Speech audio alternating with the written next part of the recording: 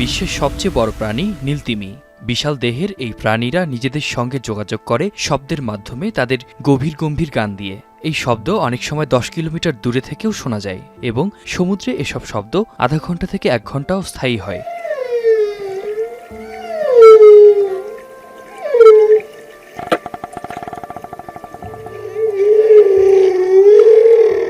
সম্প্রতি বিজ্ঞানীরা লক্ষ্য করেছেন নীলতিমিরা গান গাওয়া প্রায় বন্ধ করে দিয়েছে। খালি চোখে কিংবা সমুদ্রের তীরে বসে এই নীরবতাকে উপলব্ধি করা যায় না।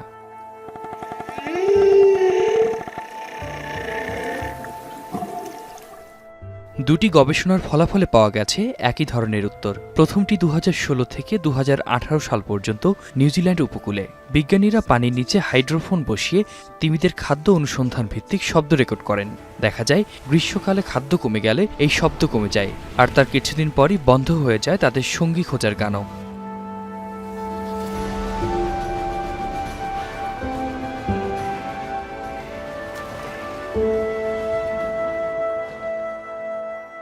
দ্বিতীয় গবেষণাটি হয় 2015 থেকে 2020 সাল পর্যন্ত ক্যালিফোর্নিয়া উপকূলে। এ সময় বিজ্ঞানীরা লক্ষ্য করেন প্রথম 2 বছর তিমিরা গান গাওয়া প্রায় বন্ধ করে দেয়, আর তখনই ঘটে যায় ভয়াবহ এক সামুদ্রিক তাপপ্রবাহ, যা ক্রিল নামে ছোট প্রাণীগুলোর মৃত্যু ঘটায়। এই ক্রিলই নীলতিমির প্রধান খাদ্য।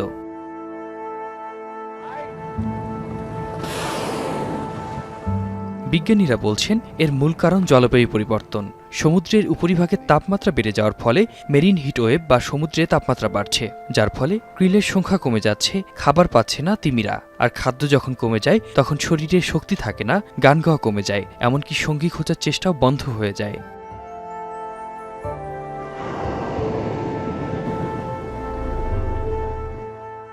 নীলতিমির এই গান বন্ধ হয়ে যাওয়া ছোট্ট কোনো ঘটনা নয়, এটাকে প্রকৃতির অ্যালার্ম বেল বলছেন বিজ্ঞানীরা।